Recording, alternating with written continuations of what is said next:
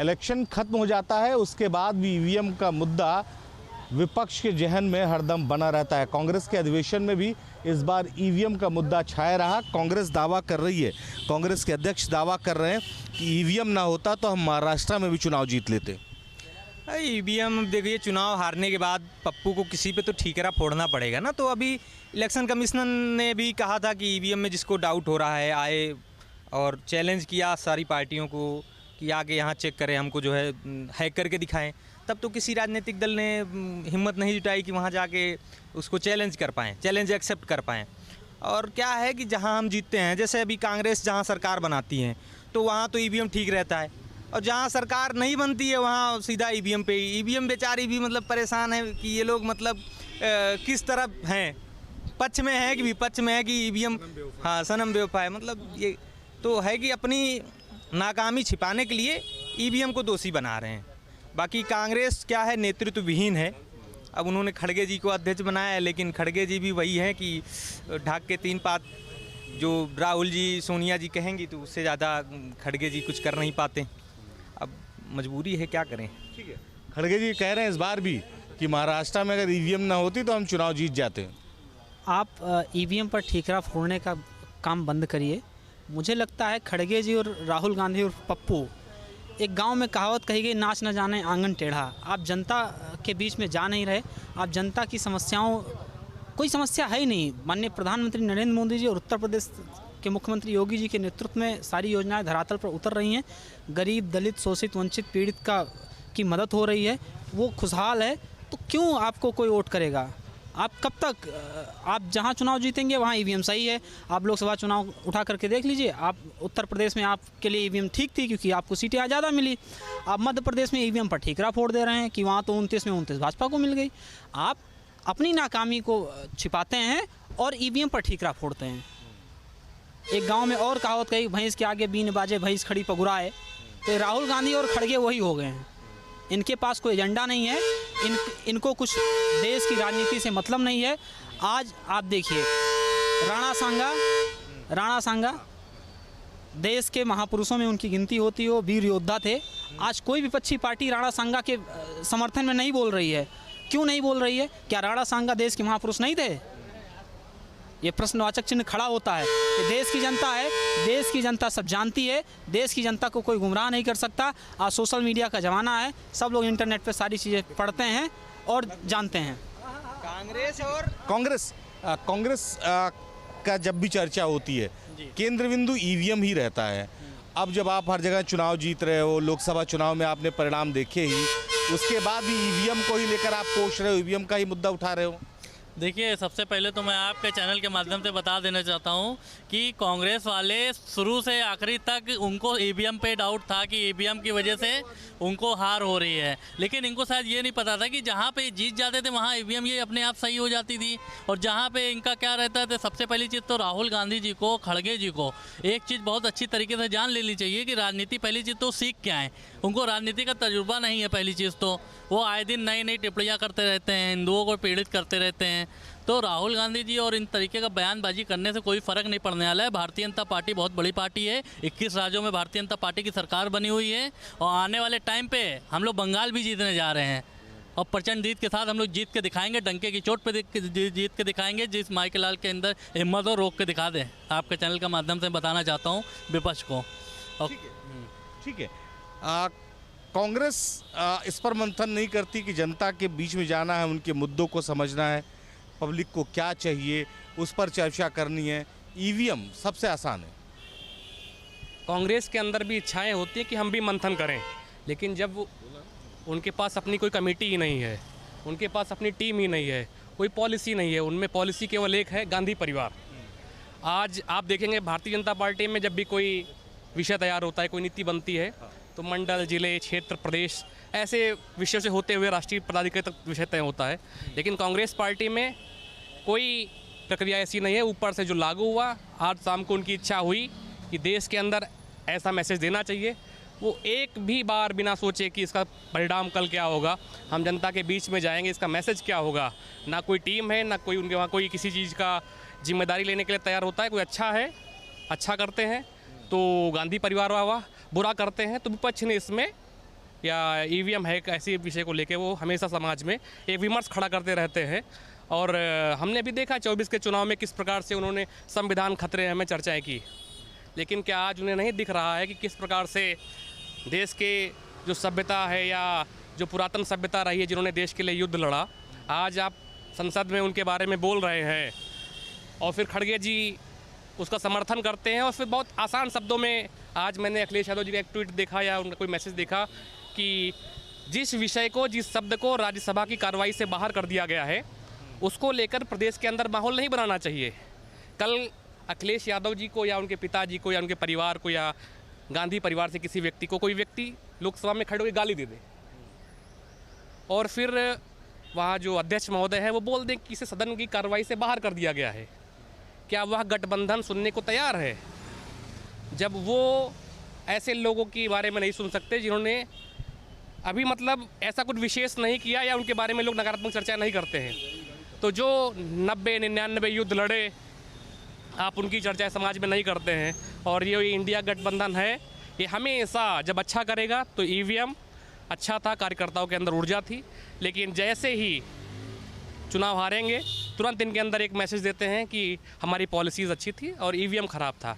इनके अंदर कोई लीडरशिप क्वालिटी नहीं है। आप इसे बताने की स्थिति में नहीं है कि उत्तर प्रदेश के अंदर 10 ऐसे कांग्रेस पार्टी के बड़े नेता जो प्रदेश को लीड करेंगे, कोई ऐसे नहीं है। विधानसभा का चुनाव सर पे है, भारतीय जनता पार्टी ने कमर बांध ली है, उनके पास हर जिले में अपना नेता है, हर विधानसभा में अपना विधायक है, या नहीं जहाँ पे है उनके पास 4 अलग चेहरे हैं जो विधानसभा को विश्व में लीड करेंगे।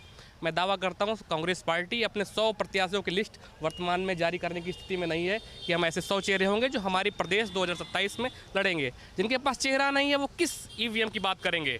कल हम किसी को पैसे के दम पे, किसी को रेफरेंस के दम पे, कोई प्रियंका वाड्रा को जानता है तो उसको टिकट दे दिया गया, कोई बाराबंकी में सांसद पीएल पुनिया को जानता है तो उसको टिकट दे दिया गया, कोई सीतापुर में राकेश राठौर सांसद का करीबी है उसको टिकट दे दिया गया, कोई किसी और का करीबी है, कोई राम श्रोमणी वर्मा समाजवादी पार्टी के गठबंधन है उनका करीबी होगा उसको टिकट दे दिया जाएगा।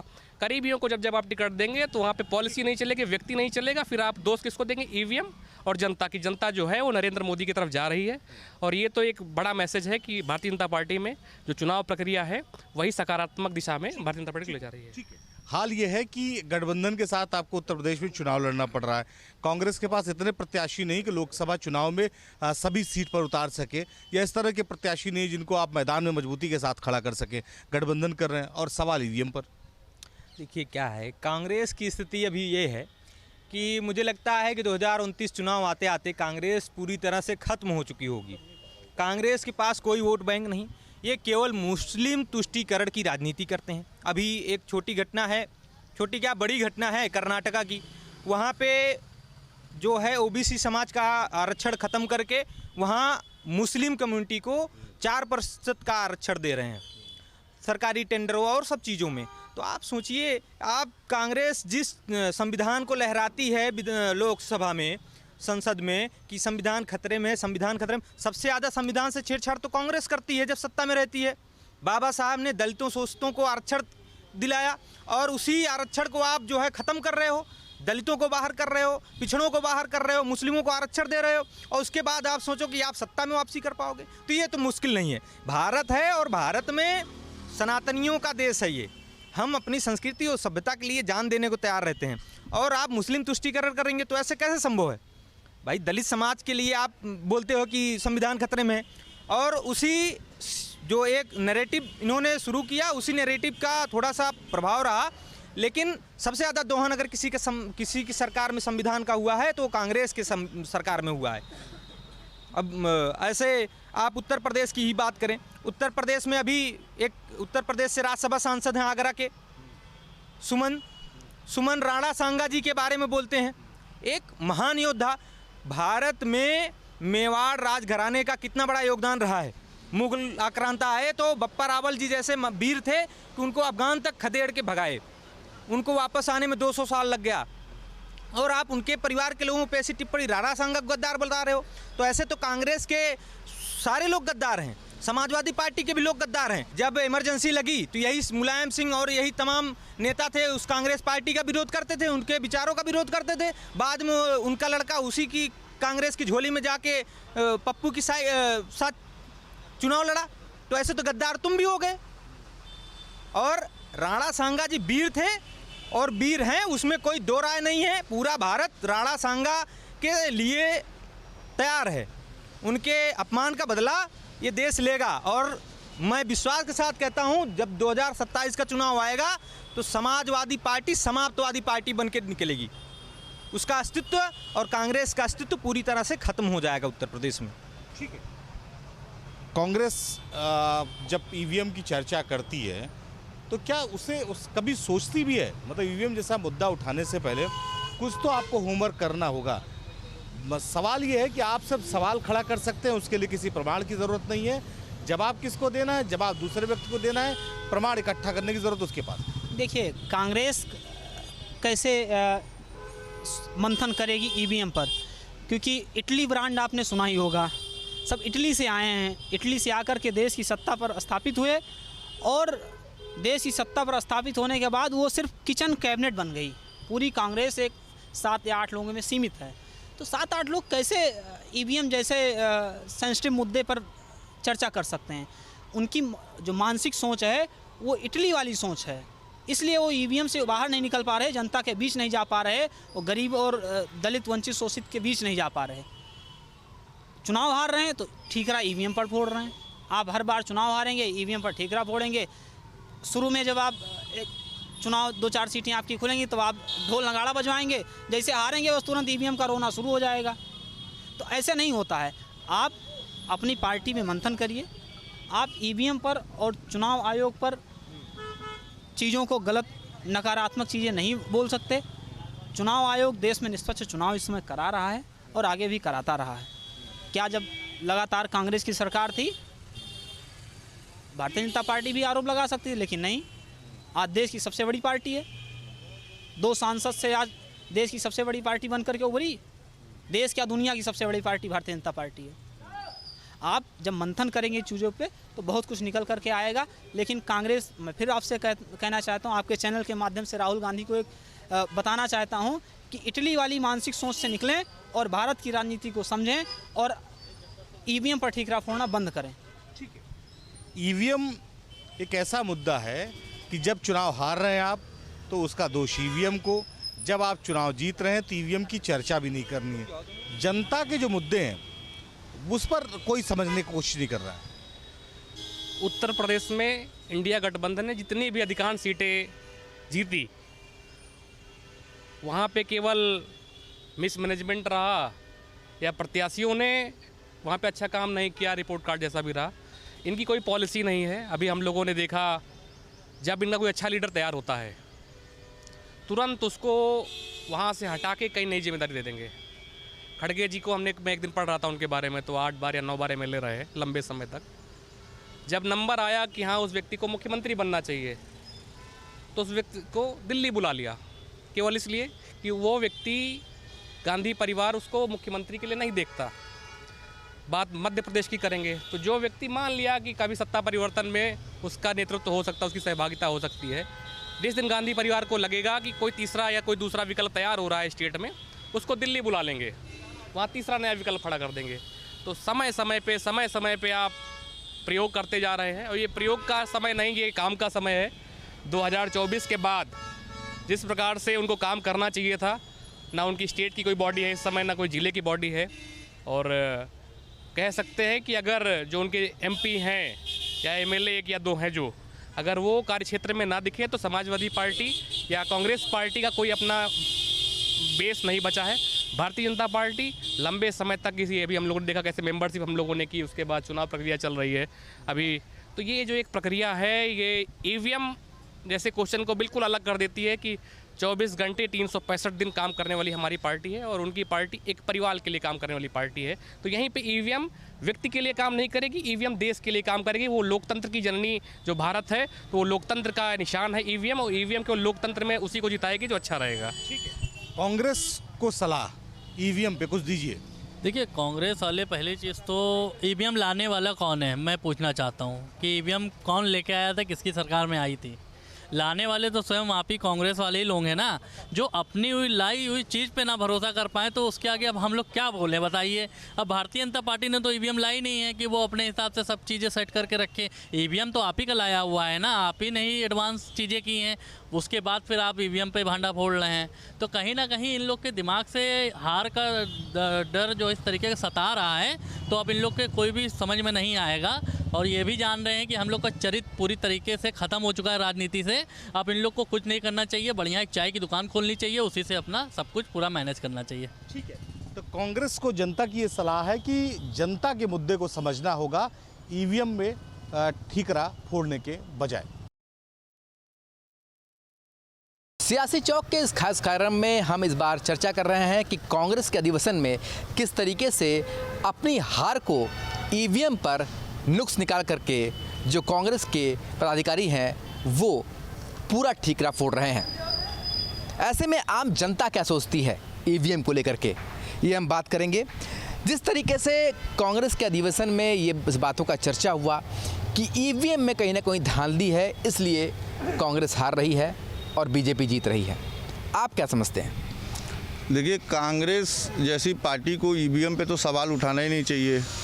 वो भारत के सत्ता में जो यूपीए, अभी जो इंडिया अलायंस है, जब वो यूपीए अलायंस था तो वो दोनों बार ईवीएम पे आए। आज भी उनकी कई राज्यों में सरकार है। अगर वो ईवीएम पे सवाल उठा रहे हैं तो उनको सबसे पहले अपनी सरकार से इस्तीफा दे देना चाहिए, तभी तो माना जाएगा कि उनको ईवीएम पे विश्वास नहीं है। अब वो जहाँ जीत रहे हैं वहाँ ईवीएम सही है, जहाँ हार रहे हैं वहाँ ईवीएम गलत हो जा रहा है। तो सबसे पहले मैं कांग्रेस के राष्ट्रीय अध्यक्ष खड़गे जी से मांग करूँगा कि वो जहाँ जहाँ सरकारें उनकी है वो इस्तीफा दे दे, फिर वो ईवीएम पे सवाल उठाएं। क्या लगता है कि नीतियों को बदला नहीं जा रहा है कांग्रेस द्वारा, पर मोदी विरोध के नाम पर ईवीएम पर चोट किया जा रहा है? देखिए, खड़गे जी, हमको लगता है जितनी उनकी उम्र होती जा रही है उनकी जो सोच है वो ख़त्म होती जा रही है। और जैसा राहुल गांधी जी का बच्चों वाला बुद्धि है उसी हिसाब से खड़गे जी भी लगे हैं सोचने। पहली चीज़, जब वो मोदी जी का विरोध नहीं कर पाते हैं तो उनको ईवीएम मिल जाता है।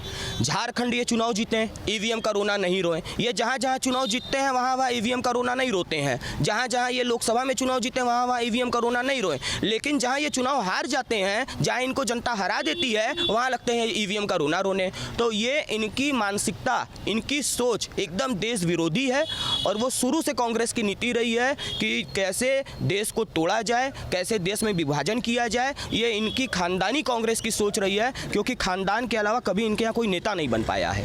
क्या लगता है ईवीएम पर फिर से सवाल उठाना, जबकि हाल में कुछ चुनाव में देखा कि विपक्षी पार्टियों को भी जीत मिली, फिर भी इस समय ईवीएम पर लगातार निशाना साधा जा रहा है? खड़गे जी खुद कह रहे हैं अधिवेशन में कांग्रेस के कि ईवीएम में कुछ धांधली है। एक छोटा सा कहावत पहले से चला आ रहा है कि खिसियानी बिल्ली खंबा नोचे। इस समय खड़गे जी और पूरी कांग्रेस की पार्टी, पूरी विपक्षी दल इतना बौखला गई है, फ्रस्ट्रेशन में जी रही है कि उनके पास कोई बात बचा नहीं करने के लिए, उनके पास कोई विकास का मुद्दा रख करने के लिए नहीं है। उनके पास बस ये है कि ईवीएम से गलत तरीके से चुनाव हो रहा है और भाजपा सरकार बना रही है, इसका उनके पास कोई प्रूफ नहीं है। वो विकास से बात क्यों नहीं करते? कभी जब लूट खसोट कर रहे थे तब ईवीएम पर सवाल नहीं उठाए, आज ईवीएम पर सवाल उठा रहे हैं। और बाकी जगह से उनकी सरकारें ईवीएम पर ही तो वहाँ चुनाव हुआ है, वहाँ पर वोटिंग भी तो ईवीएम के जरिए हुई है। तो उनको इस्तीफा देना चाहिए, उनका उम्र हो गया है। वो भाजपा सरकार, उनकी जो कांग्रेस की सरकार जहाँ भी है वो ठीक तरीके से चला नहीं रहे हमको लग रहा है, और वो पार्टी भी ठीक तरीके से चला नहीं रहे हैं। तो इस्तीफा दे दें, किसी और को अध्यक्ष बनावें कांग्रेस में, किसी अच्छे व्यक्ति को लाएं जो आगे विकास की बात करे कांग्रेस की तरफ से, और भाजपा से मतलब आमने सामने ये बात करें कि हाँ ये विकास की बात है, आप यहाँ कहाँ खड़े उतर रहे हैं। तो मैं उनसे निवेदन करूँ कि इस्तीफा दे दें। क्या लगता है, एक तरफ मुद्दों की बात होती है, दूसरी तरफ जो ईवीएम का निशाना साधना है ईवीएम के ऊपर, वो अभी भी कांग्रेस का जारी है। कांग्रेस अभी भी अधिवेशन में ये कहती है कि कुछ ना कुछ ईवीएम में गड़बड़ है, तभी तो हम हार रहे हैं। देखिए, सारे विपक्ष वाले के पास कोई मुद्दा नहीं है, सिर्फ एक दो मुद्दा है कि मोदी जी का विरोध करो, देश का विरोध करो, और ईवीएम। ये ईवीएम का रोना ये काफ़ी दिनों से है, ये अपनी नाकामी छुपाने के लिए ऐसा आरोप लगाते हैं। और ये अधिवेशन क्या, ये तो परिवार का अधिवेशन हो रहा है। कांग्रेस की पार्टी का मतलब एक परिवार की पार्टी। और जहाँ तक भारतीय जनता पार्टी का विरोध करना इनका नैतिक अधिकार ये लोग समझ लिए हैं कि कहीं कुछ हुआ तो किसी चार्ट को रिपोर्टर को बुला लिया, हर वक्त रोना ये लोग करते, देश के हित की बात नहीं करते हैं। आज देखिए हमारा देश कहाँ जा रहा है। हमारे मोदी जी देश के प्रधानमंत्री हैं, 11 तारीख को बनारस आ रहे हैं, बनारस को उन्होंने कहाँ से कहाँ कर दिया। तो मुद्दा उनके पास नहीं है, कांग्रेस के पास सिर्फ एक ही विरोध है, कभी ईवीएम पर रोएंगे, कभी कहेंगे इस पर रोएंगे। तो लोगों को बरगलाने का काम कांग्रेस पार्टी करती है। क्या लगता है आपको कि इलेक्ट्रॉनिक वोटिंग मशीन की जो बात होती है, इस समय बात की जाए ईवीएम से कई बार यूपीए की गवर्नमेंट भी बनी, पर उसके बाद 2014 के बाद से लगातार ईवीएम पर सवाल उठाए जा रहे हैं और आने वाला जो दिन है वो चुनाव बिहार में भी है, बंगाल में भी है, 2027 में उत्तर प्रदेश में भी है। क्या लगता है कि ईवीएम पर निशाना करके कहीं ना कहीं से फिर से वो जनता की सिंपैथी लेना चाहते हैं? देखिए 2014 के पहले ईवीएम एकदम ठीक था, 2014 के बाद ईवीएम एकदम ख़राब हो गया और 2014 के बाद इनकी जहाँ जहाँ सरकार बनी वहाँ ईवीएम में फिर कह रहा हूँ अच्छा हो जाता है। इनके पास, विपक्षियों के पास, खड़गे जी के पास खड़गाने के लिए कुछ नहीं है, तो वो यही मुद्दा लेकर के आ जाते हैं कि ईवीएम ख़राब है, ईवीएम ख़राब है। राहुल गांधी जी भी यही मुद्दा लेकर के आ जाते हैं और जब लोकसभा का सत्र चलता रहता है तो राहुल गांधी जी सोए रहते हैं। तो इनके पास कोई मुद्दा नहीं है, सिर्फ और सिर्फ जनता को बेवकूफ़ बनाने का काम है कि ईवीएम हैक हो जाता है, ईवीएम में धांधली होती है। जनता मूर्ख नहीं है, जनता सब जान रही है। और इस बार पश्चिम बंगाल में भाजपा की सरकार आने वाली है, बिहार में भी भाजपा की सरकार आने वाली है और उत्तर प्रदेश में तो हमसे इनकी कोई लड़ाई ही नहीं है, ये तो आएंगे भी नहीं, इनका मतलब सीट भी नहीं आने वाली है इस बार उत्तर प्रदेश के 2027 के विधानसभा चुनाव में। इसी बात की तो लगातार बात होती है विपक्ष के द्वारा कि ईवीएम जो है वो उसी में धांधली है, इसलिए तो चुनाव हार रहे हैं हम इधर बीच। ईवीएम में धांधली तो चुनाव हार रहे हैं। बाकी मुद्दा उनके पास है, भी मैंने आपको बताया। बाकी जगह चुनाव कैसे जीत रहे हैं, बैलेट पेपर पे चुनाव हो रहा है, बाकी जगह ऐसा तो नहीं है ना। और ईवीएम में अगर धांधली है तो जहाँ जहाँ उनका सरकार है वहाँ भी धांधली होगी, तब वो चुनाव जीते, ईवीएम सेट करके आए होंगे तब ना अलग अलग प्रदेशों में कांग्रेस की सरकार बनी। भाजपा जहाँ धांधली कर रहा है ठीक है, आप भी तो धांधली कर दिए। आप गलत मुद्दे को भड़काइए मत, आगे चुनाव को देख के आप फ्रस्ट्रेट मत हो जाइए। आप विकास के मुद्दे, बाकी आपके जगह जहाँ भी सरकार है वहाँ विकास कीजिए, जनता देखेगी। ईवीएम पे ही तो आके जनता वोट देगा ना। आप विकास कीजिए, आपका विकास का कार्य अगर जनता देखेगा तो आपको चुनेगा। अगर आपके अंदर विकास करने की क्षमता नहीं है तो आप ऐसे ऐसे उलझुल बातों को बढ़ावा देंगे। क्या लगता है, आप लोग यूथ हैं, वोट करते हैं, जब इस तरह की बातें सुनते हैं देश के एक प्रमुख दलों में से एक में, क्या लगता है, क्या मन में आता है? कि भाजपा बिल्कुल सही है, ये तो विरोधियों का काम है बोलना, वो बोलेंगे ही। जब उनको कोई पॉइंट नहीं मिलेगा तो वो कुछ ना कुछ पकड़ेंगे, तो ईवीएम को पकड़ के बोलते हैं, और क्या। क्या लगता है आपको, क्या नज़र आता है जब ईवीएम पर इस समय सारा दोष मढ़ा जा रहा है कि ईवीएम के चलते ही विपक्ष हार रहा है? जितनों दोष दे दें, जाना भाजपा को ही है। हमारे मोदी दादा और योगी बाबा जी को कोई टच नहीं कर पाएगा 2027 में।